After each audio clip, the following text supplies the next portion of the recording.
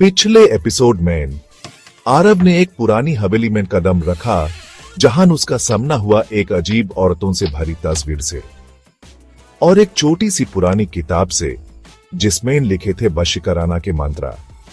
पर क्या यह सिर्फ एक पुरानी कहानी थी या शुरू हो चुकी है एक ऐसी कहानी जिसमें सच और माया का फर्क मिटने वाला है? यदि तुम किसी को अपने बस में करना चाहते हो तो इस मंत्र का उच्चारण करो और उस व्यक्ति का नाम 3 बार लो। यह सब क्या है? ये कोई मजाक तो नहीं? कौन है वहां? सही मंत्र, गलत नियत, बदी मुसीबत। ये आवाज, मुझे लगता है मुझे यहां ज्यादा रुकना नहीं चाहिए। अगले दिन आरव ने डिसाइड किया कि वो इस किताब को लेकर सीधा पंडित देवनाथ के पास जाएगा। वही एक व्यक्ति है जो ऐसे शास्त्रों का ज्ञान रखता है। अगले दिन आरव ने डिसाइड किया कि वो इस किताब को लेकर सीधा पंडित देवनाथ के पास जाएगा। वो ही एक व्यक्ति है जो ऐसे शस्त्रों का ज्ञान रखता है।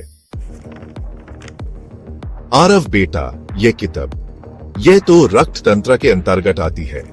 वशीकराना का ज्ञान है इसमें, पर यह शुद्ध नहीं है। इसमें कुछ ऐसे मंत्र हैं जो इंसान के मन को बदल देते हैं, लेकिन नुकसान भी हो सकता है। तो मैंने से पढ़ूं भी नहीं। यह तुम्हारे लिए नहीं है, पर अगर तुमने कुछ शुरू किया है तो उसे बीच में छोड़ना और खतरनाक हो सकता है। आरव ने रात को फिर से हवेली का रुख किया। उसका मन कह रहा था कि इस राज को समझे बिना वो चैन से नहीं रह पाएगा। आरव ने रात को फिर से हवेली का रुख किया। उसका मन कह रहा था कि इस राज को समझे बिना वो चैन से नहीं रह पाएगा। यह मंत्र यम यम कम वशीकराय स्वाहा। तुमने मुझे बुलाया, मैं ना गाई। कौन हो तुम? जिसे तुमने वश में खाना चाहा, लेकिन अब तुम मेरे वश में हो। आरव ने जिसे एक खेल समझा वो अब उसकी जिंदगी का एक भयानक सच बनने वाला था। इस मंत्र के जाप से उसने एक चुड़ैल को जगाया था जिसका नाम था मोहिनी। मोहिनी एक दायान थी।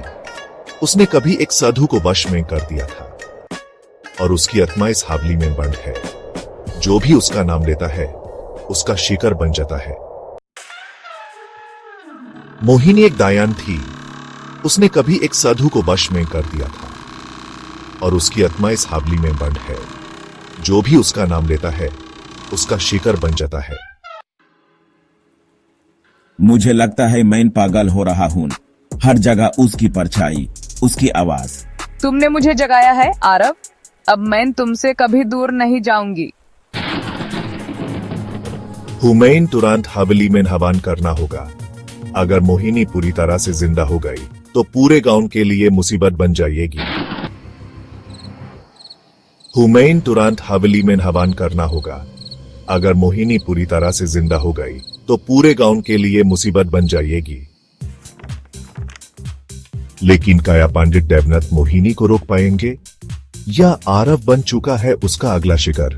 जानिए अगले एपिसोड में, जब मोहिनी अपनी पूरी शक्ति के साथ सामने आएगी। वशीकराना एपिसोड 3 श्रापित प्रेम।